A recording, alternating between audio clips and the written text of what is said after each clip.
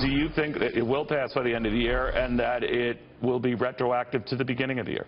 I do. In fact, when I think it passes, secondly, yes, if it passes by the end of the year, it will be retroactive. But as to the first question, I do. And I think in mid-December, when the tax bill passes, people will look back at what the president did this week and say, you know what, maybe he was right. Cutting that deal in September was a big part of getting these taxes before the end of the year. Well, Budget Director McIlvaney is confident of that. We're waiting a joint news conference with the Kuwaiti Emir, with the President of the United States, to see what he has to say about that. To Citizens for Self-Governance President Mark Meckler, GOP bundler John Tatum, Democratic strategist Jehmu Greene. Mark, to you first. You're not keen on this debt deal, are you? Look, I'm never keen on raising the debt ceiling, but the Republican leadership put the president in an untenable position when they told him there would be no government shutdown, that they were going to raise the debt ceiling. He really had no choice. He was double-crossed by Republican leadership, so he bought some time so he could actually have this fight again in December. Jimmy, what do you make of that? That, you know, it caught even a lot of liberals, maybe yourself included, like off guard, didn't see it happening. What do you think? Look, I think that any step in the direction of bipartisanship in what is a ridiculously partisan environment is a good thing. And before we dive into like how the sausage is made, let's talk about what the sausage is. And this is aid for Harvey. This is an extension of the debt limit and a continuing resolution to December. These are all things that were really, quite challenging for the month of September. And now, hopefully, this will be a ray of light in some way, shape, or form that on these big issues, there can be bipartisanship. Hopefully, it's a good sign for dreamers. I do think that that was one misstep with Democrats where they could have used a little bit more leverage to help the dreamers that were so cruelly hurt this week by the president's decision. Well, by the way, there's talk here that even that is the president and Nancy Pelosi are in talks to deal with that. So, we'll see. But John Tatum, as a GOP bundler and well-connected with Republicans, do they feel, or do you feel, that the president has said, oh, the hell with you guys, not you in particular, but say, I go nowhere fast depending on my fellow Republicans to get stuff done, so I might as well reach across the aisle? Well, absolutely. I think, Neil, the president has, if he's not going to get cooperation from the Republican Party, he's going to set out on a path to progress. And if that takes him to the Democratic side, then he's going to work with whoever wants to work with him to get progress made. And we've got to have tax cuts. We were promised it by August. Then it was going to be this fall. And the devil will be in the details. I hope that they lower small business S-corp taxes from 40% down to 15%. That'll spur the economy.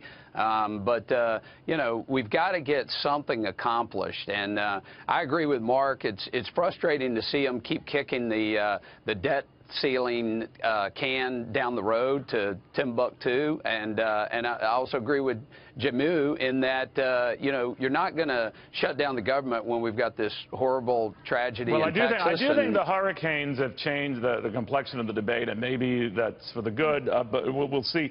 But, Mark, I am concerned, and maybe your thoughts. I talked to a number of conservatives, the Freedom Caucus folks as well, concerned that the president's zeal to restrain spending just isn't there. That the very fact that he's working with Chuck Schumer and Nancy Pelosi telegraphs that. I think that's a little sweeping and a little simplistic, but is that a concern of yours, that maybe the president is doing this out of frustration, yes, but he is sending a signal to those worried about spending, get over it? Yeah, I think we need to cut that down the middle. I do think that the president has never expressed a zeal for cutting spending, and I think that's a problem. I think the base needs to express their frustration about that. But I think this particular deal is out of necessity. They just did. In other words, you hear the Freedom Caucus, and the president more or less said, who cares, right?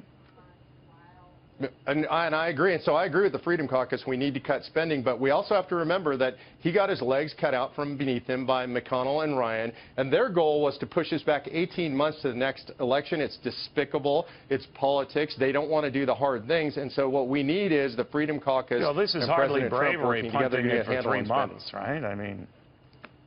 It kind of seems well, what it does is it gives the president a chance to go at it again, to have the fight with Democrats in December.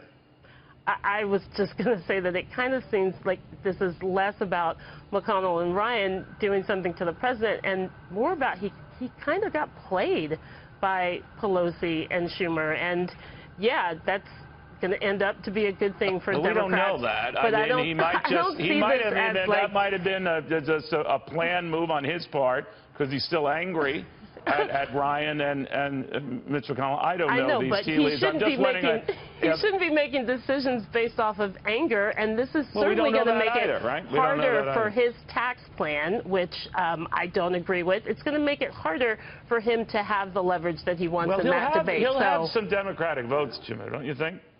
For sure, he will, because Democrats aren't in this for obstruction's sake. That is not the goal of the party in the same way that it was for Republicans under Bush or, under Obama. The opposition party isn't out to obstruct the dominant party. John Tatum, where does this go? The president's going to be with the Emir of Kuwait. He's obviously confident here that, and polls will reflect the White House is confident enough to say his stewardship of these storms lately. He seems to be righting himself, finding his sea legs, whatever that is, and maybe this depth handling, whether it was by accident or deliberate, on this debt thing is signaling that he's found his sea legs. Do you agree with that?